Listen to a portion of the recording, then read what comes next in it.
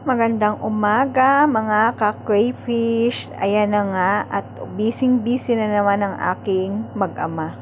So bago nga siya magbiyahe, sinicheck niya muna yung aming crayfish farm. Ito nga pala ang aking pangalawang anak. Yan ang alalay-alalay ng kanyang tatay. So tinitingnan namin yung aming crayfish kung meron na ba kaming pwedeng mailuto. Ayan na nga at malalaki na.